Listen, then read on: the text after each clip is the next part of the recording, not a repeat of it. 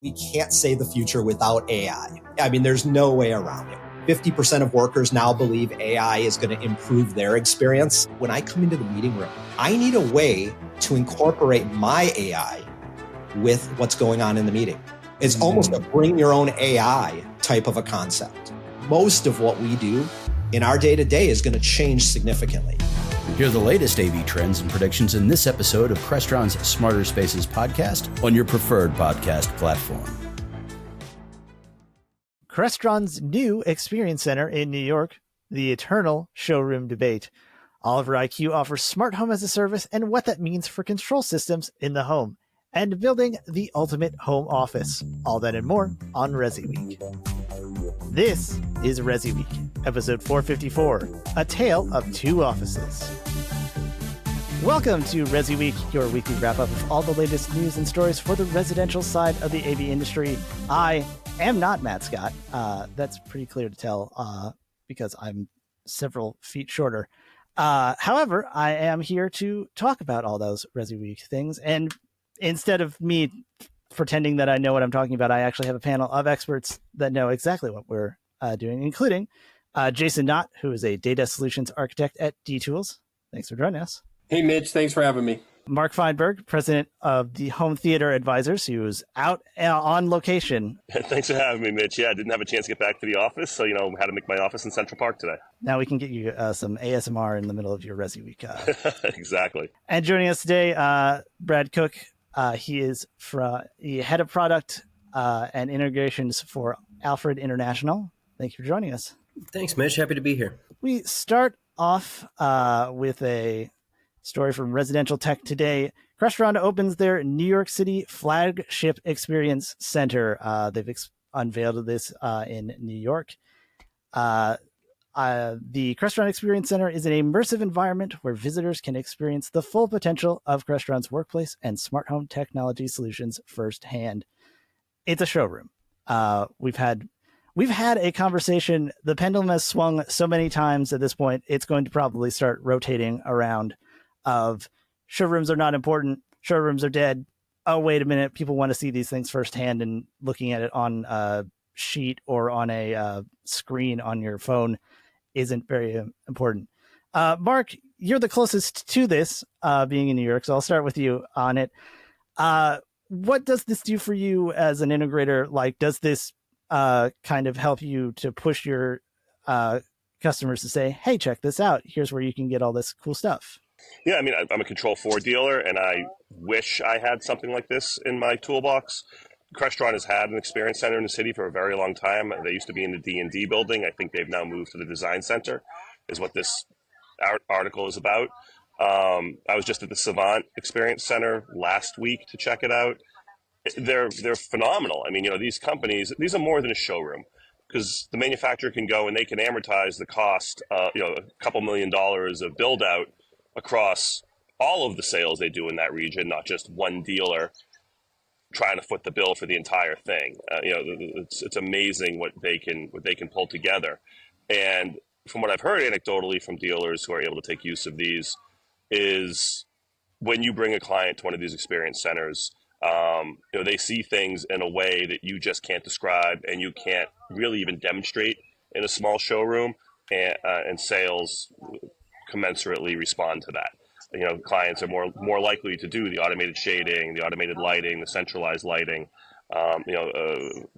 distributed video, when they can see how it actually all comes together and how it can work in a large space.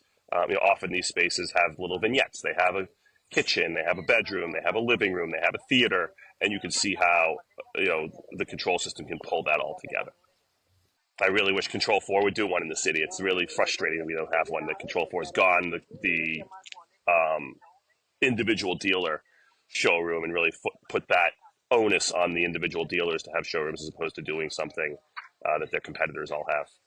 Yeah, I'll take it a step further. I think the one thing that I like about this is what you just hit on, Mark, that it is in the design center. And I know, like, Lutron has a space in the D&D building. I think Hunter Douglas has a space in the D&D building. But I like that it not just is a place where integrators can bring clients, but potentially designers who are in there looking at other products are then going to come upon the showroom, and then I'm assuming Crestron is going to have some sort of a referral scenario set up and for integrators, designers to connect with integrators.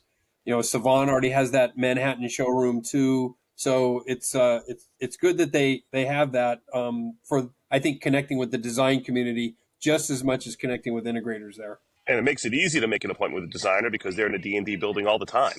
So like, oh, let me know next time you're going to be in the D&D building and carve out 30 minutes. Let's go look at Crestron together. Brad, are showrooms important these days? Like I've said, we kind of swung back and forth between saying they're good or they're not important. How important is it to show a customer like what the product can do in an environment? I think it's actually still very important. I know we were a lot of referencing Crestron and some of the higher end dealers, but I remember even 5-6 years ago when things were still well established, going around and speaking with some of these teams and wondering how they were concerned about the regular consumer product sector getting easier and easier. And I think one of our other stories later on will tie into how that's maybe getting easier and easier for people to achieve automation and experiences that maybe will encroach upon these really well thought out and well-born systems. So seeing, I think, especially for some premium systems like Crestron, I know you're looking for one mark for Control 4, but some of these things, people are investing a lot of money in these products, and they're ultimately everybody's trying to get to a more frictionless experience. And there's still clearly a lot of value to be had by going into these places. So seeing in person, I think, is critical, right? Some of these shows people go to, but having a nice showroom is let's just say a trade show, no matter how nice a booth is never going to be as nice as a really nice, well done facility like that. What I've heard from many integrators, Brad, is that the showroom doesn't necessarily close the deal for them, but on average, if they have a showroom, they have a higher average ticket sale. That would make sense. So in other words, they sell more product. Yeah, well, point of purchase sale retail people would probably say the same thing. That you just need to put it in front of their right in front of their face and see it. But there's a lot of people, my wife included, very visual, right? They love design elements, whatever else. But you could show her a million pieces of paper, even videos of people interacting with this. Until she sees it in person, she's not going to have the comfort level. And as we know, these are big investments for people, and they add a lot of value. So I think it's really nice for a lot of people to see it in person. Yeah, and especially, in New York City, where it's very financially difficult to have an individual showroom for a dealer. To be able to, have the manufacturer showroom is huge because commercial real estate is incredibly expensive here. And there's very few, if any, large showrooms in the city. Yeah. And, the other angle, because we work with retail quite often, is the retailers are spending a lot of money. The general big box retailers are spending a lot of money and effort to try to figure out how to showcase experiences with smart tech. And as they do, they're well funded. So as they do become better and better, it's more important for probably premium services to really show you the difference between a Best Buy, Home Depot. Look at this. Look how wonderful everything works together. It's seamless. And, people in the professional space will be like, that's not what we would call seamless. Let me show you what seamless looks like. Right? Moving on to a story that you kind of alluded to. OliverIQ has released a multi-protocol hub with complete smart home as a service offering. It's funny because I was thinking that this was a kind of do-it-yourself thing, but they explicitly say in the article, unlike do-it-yourself platforms, OliverIQ is the first truly complete smart home offering. I'm sure everyone that says they're the first thing is always the first. Smart home as a service, we've had as a service things as plenty of times, but it's an interesting kind of shift from the control system side of things that we usually have. Usually you have kind of a hub going on, but using a device or something like that to kind of move your things around has been a lot more efficient. Jason, I'll start with you. Have you seen how the trends have changed kind of in that way? Yeah, so we have looked really closely at the data that we are able to glean from the integrators who are using D-Tools Cloud, which is now over 3,300 integration companies on D-Tools Cloud. So it's becoming much more representative of the full market. But it was shocking to me because I looked at this data a couple months back, and the percentage of control solutions that are being offered in proposals and then obviously subsequently being closed in booked business or signed deals is down over 20% in the last 3 years. So integrators are, what I hear anecdotally from integrators is the reason that they're not offering as much control is because of the service element, and that they just are smaller companies and they don't have the ability to service, and most of their service calls are control related according to them. So this seems like an interesting solution because OliverIQ is bringing in this Ollie chat bot that is allegedly, according to the article, going to handle a lot of the questions that might come from an interactive control system that's taking multiple subsystems and kind of linking them together. So they're definitely addressing that pain point with this. But whether this is going to be something that stems that tide, I don't know. I think customers are becoming accustomed to having multiple apps and individual apps for different subsystems, and I don't know if that trend is going to continue or if it's reached its bottomed out level at this point. I kind of hope that it's the latter, because I'm a little sick of having the multiple things to control my lights, control the thermostat, find out that the Sonos app, which we've already talked about many extensively through the past few weeks. Mark, what, I don't expect you to know the full answers of everything, but at the same time, this is the show, so that's what I'm going to do. Why do you think that we kind of are moving away from that control system space and into this app-based structure? I think it's kind of probably a couple things. One, I think you do have, some clients, they don't view having, a folder of apps as negatively as they viewed having a coffee table of remote controls. They're fine to open, this app for lighting, this app for music, this app for their HVAC. I also think a big driver is significantly decreased need for universal remotes. Soundbar-based surround systems for your typical family room have gotten quite good. Cable boxes are now very thin and small and can slip right behind the TV. You don't have, a cable box. You don't have to centralize your AV as much. You have a smart TV and maybe a cable box tucked behind the TV. So you have that clean look on the wall. You don't need a centralized AV system as much. You don't need distributed video as much. So I think that on the video side of things, particularly, you don't need the control system as much. And then if you don't need on the video side, then people are more okay having multiple apps to do their audio and their lighting and their shading and things like that. We try to sell it as not reducing the apps. We try to sell it as integrating everything together. The biggest example I give people is that, when I leave my apartment, I hit a goodbye button. It turns off the lights. It turns off the TVs. If it's going to be over 70 degrees that day, it closes the shades. It turns the air conditioning down. If you have an alarm system, you can alarm the alarm system all with one button push. And that you can't do with a folder full of apps. So, if people find the convenience in that, in shutting down their entire house on their way out the door, or when they go to sleep at night from their bedroom, that's where people see more value. Although it's an expensive proposition to integrate all of that, to have the control system and have the smart lighting and have the automated shades. So, they have to be those people who are into the technology to make that happen as well. I mean, the main thing that they're talking about here is their AI chatbot kind of thing to diagnose. And Jason, we already said a little bit about that, but I'll just kind of steal from him. Is this kind of a way to do support? Like, is this the perfect Band-Aid, or are we like, is this what AI can be used for rather than, I don't know, just sticking it on something like a sticker and saying this has AI on it? Well, first step is always the sticker, and then we figure out how useful it is. I would say in this case, I've seen some of the demos of Oliver stuff, not necessarily this particular aspect of it, but they do some pretty impressive demos in person for a system that doesn't necessarily involve, a lot of professional integration and things like that.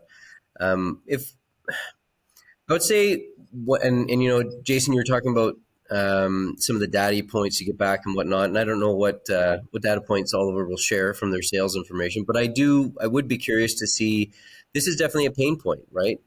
Regardless of what we think the reason for the stimulus for that pain point, we don't really know how sticky it is or exactly where it comes from. So perhaps they're onto something. If you can use AI, I was even thinking not necessarily even just for the diagnosis part, which I think could be good. And I'm sure there's lots of pretty good service trees or FAQ trees that a lot of systems have nowadays that avoid having to get to a person first. But even if it's a iterative step there, I think if they're trying to find a way on the automation side to, Mark, what you talked about, that type of situation, I think the big drop we have is we have a couple different levels. You're trying to get people in to adopt in the first place, right? Typically a Control 4 type customer, Crestron type customer. They may be somebody who has a high net worth or lots of a big availability of funds to do something, but it could be it's rarely probably somebody who's just out of the box and was debating whether to buy a Google Home speaker and a lock or Control 4, right? So if they can find a way to get people who have already adopted, so they've hit the step one, right? They have a few items in their house, they like them, they're doing basic things, but as you know, they're not doing smart things. They're not having a massive, acceleration of utility from all these things working together. Then if they've used this AI to kind of help build those if-then situations a little bit easier, as in say, oh, I have this button, I have this, I have that. I don't know. We'll have to see that in practice if that works. So them focusing on the smart home as a service as the support side, I think is very interesting. I think we'll see how much of a pain point that really was for a lot of people, and then how much it pushes their sales. I wish them the best, and I hope that works. It's a big learning curve for us, and if they can help automate the adoption journey for people, I think that is a great way to add AI to a lot of people's things. Because even myself, I have lots of pieces, and I like using them, but I'm also kind of lazy. So like I'm like, I know how to do that, but I'll just turn it off. I'll just do it, right? And I think a lot of people get like that. They have 20, 30, 40 devices, and they don't bother making more than one or two automations. If I just could say, hey, Oliver, how do I turn off this light after 7 o'clock? And if it's cold outside and nobody else is in the house, could you do this? And if it helped me find a way to do that with my devices, that would be super powerful. And I think it would not only get people into it, I think it would truly do the smart home thing, which services like Control 4 and Crestron actually provide. If it could take all that programming that I do, and you could just, speak what do they call it in chat world? Not a query, but a prompt. You could just speak a prompt of what you want it to do, or type a prompt of what you want it to do when I push this button, and it just happened instead of me doing all the programming or configuration in the background. Homeowners don't want to call me and ask me to do this. They don't. Surprisingly, they don't want to bug me, which I'm like, no, bug me. I want you to like your system. A lot of them, the more tech savvy ones want to do it themselves. There are plenty who would be beyond confused, even just with an OliverIQ. They won't use ChatGPT. They're intimidated, and that's what we're here for too. So to be able to have both sides of it is kind of cool. Yeah, I'm definitely wouldn't mind that. As much as I snark about AI, I am legitimately interested in that. But I, also have my parents who are the ones who are hitting the thing to just be like, just get to the operator. I want to get past this robocall. I just get right to the guy and get someone to talk to. So having either side actually works out really well. All right, moving on to our last story from Residential Systems, building the ultimate home office from friend of the show, Ian Bryant. Breaking down and discussing some of the essential home office components, from internet infrastructure, some nice displays, good audio, the things you need for a remote work experience. As much as some companies are still trying to fight it, and then other companies are saying our employees are adults and we can handle them being remote workers. We are seeing the work from homes thing definitely still take place. I myself, if you're looking at this on YouTube on the video side, I am in my home office, which is also my bedroom, which is why I'm usually the producer in the background. Brad, we'll start with you here.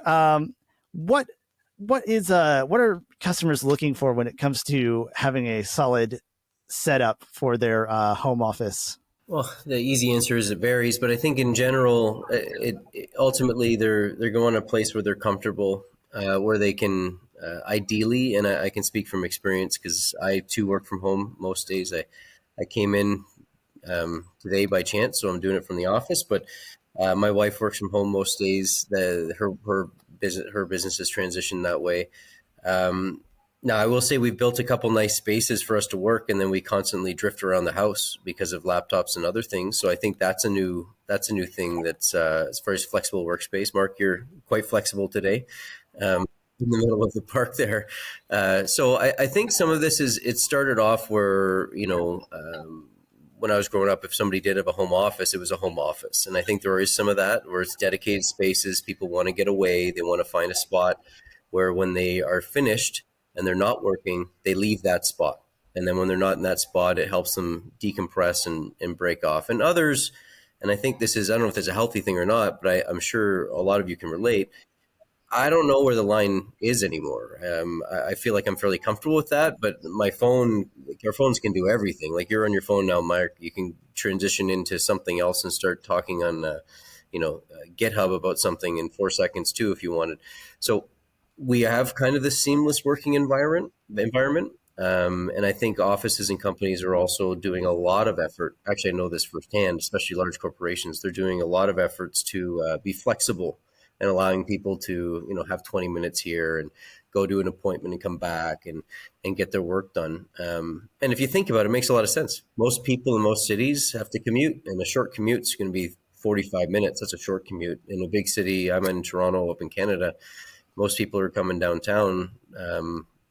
You're going to be an hour and a half easy if there's no traffic. It's not through snow. It's not, none of that. So it's a lot worse in a lot of cases. So what's 30 minutes in the middle of the day? So I think they want some devices, but I think on the smart home side, just to tag in there for some of the other stuff we're talking about, it changed a lot. I can see this on the lock side. It changed a lot because people were home more, right? We still had people adopting, but now it was more of less of the, what's the away button? Because I hit that every day and close out my house for the day. And now it's like, but almost always somebody's at the house now, right? There's somebody home, somebody's doing something, the kids then come home and whatever. So it's changed the way we've added automation, and it's had to be a little smarter than simply the 8 hours when we're home and or sleeping and then the weekend. It's really an intermixed space of how do I want my home to be smart during the day when I'm in it, right? Like, do I want to do anything?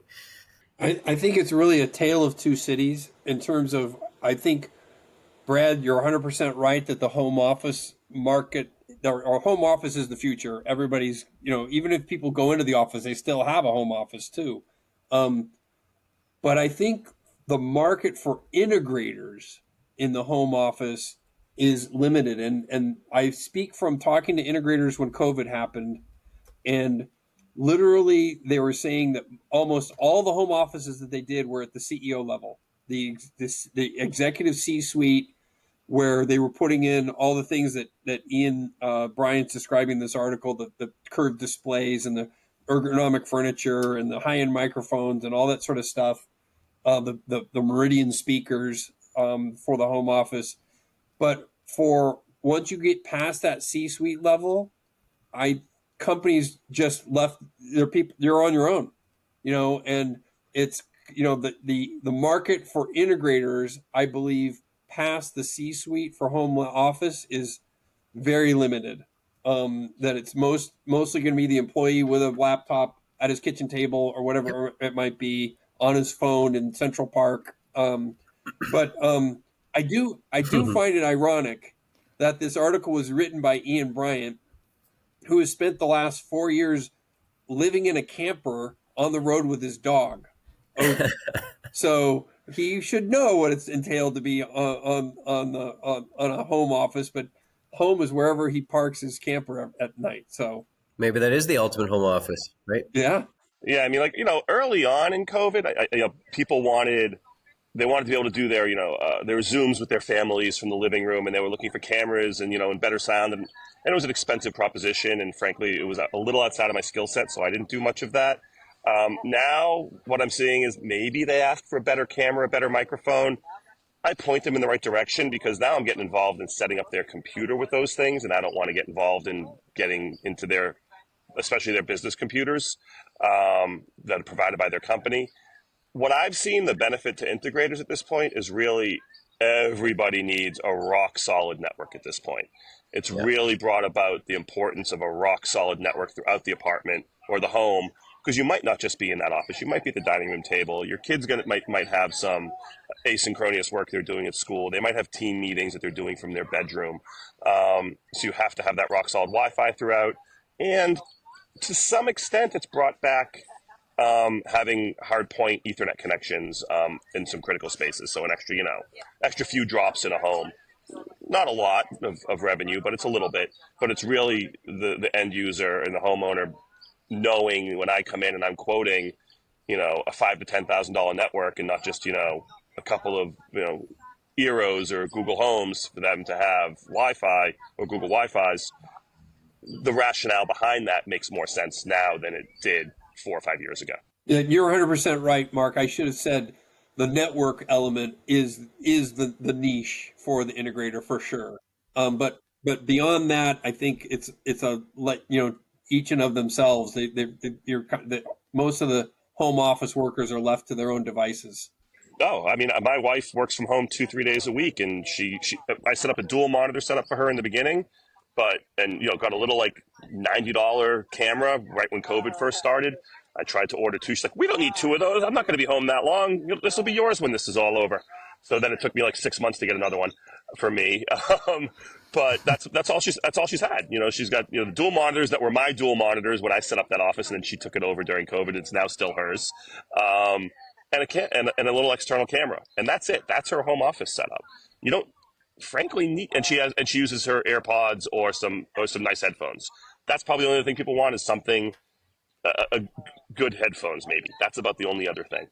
Now, I was going to ask you guys just anecdotally if you've seen much on, again, I kind of touched on there in my earlier statement, but we did see, especially during the COVID time, some sales lag a little bit, but it lagged a little bit for a bunch of reasons, right? We're on the smart lock side.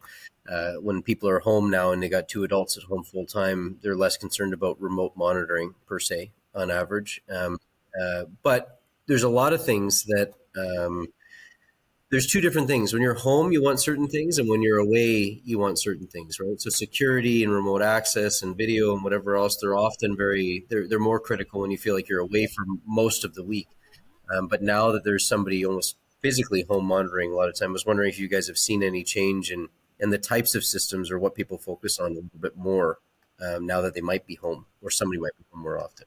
I think there was absolutely a definite surge in entertainment during COVID. There was a huge, I think, surge anecdotally that I heard on outdoor, because then people wanted, now all of a sudden they were home and outdoor was safe because they couldn't, the air was better, blah, blah, blah, blah, blah.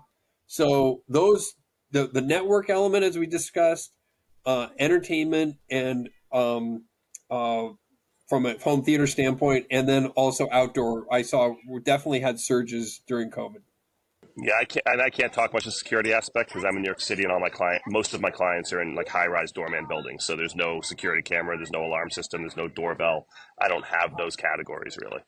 All right, thank you guys for joining me for this. It's actually a great conversation, and looking forward to it. Start with Jason. How can we find you or D-Tools online? You can go to d-tools.com, or you can email me at jasonkay@d-tools.com or connect with me on LinkedIn or X. Thanks so much. Mark, thank you for joining us. How can we find you?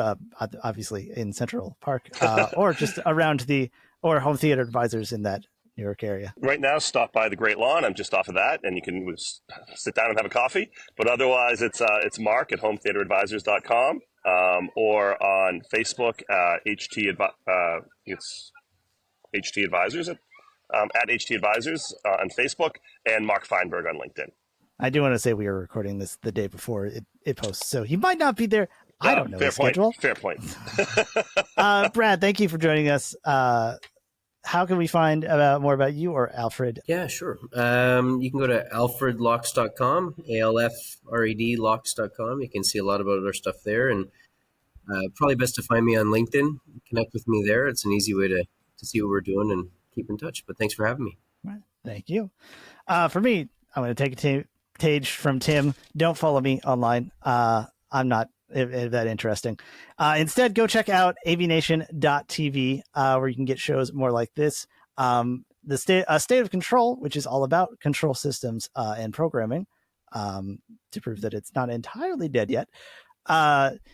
And if you are listening to this on your podcast choice, whatever you get them from, consider also checking out the YouTube version, which has the video. If you're watching this on YouTube, then go do the opposite thing. But really, go to AVNation.tv. We've got our videos and audio there. We've got shows and coverage for shows like CEDIA Expo and Infocom and ISE, which is rapidly coming up as much as I don't want to admit it. So check all that out online. This has been ResiWeek, the network for the AV industry. What are you listening to? This is AV. This is AVNation. This is AVNation. Hello, this is Steve Greenblatt, host of AVNation's A State of Control podcast. Each month, Rich Fregosa and I explore trending topics related to control programming and automation in the audiovisual industry. We speak with a variety of AV professionals who share their perspectives, knowledge, and experiences. Please join us for this monthly conversation. Check out A State of Control on avnation.tv or wherever you get your podcasts.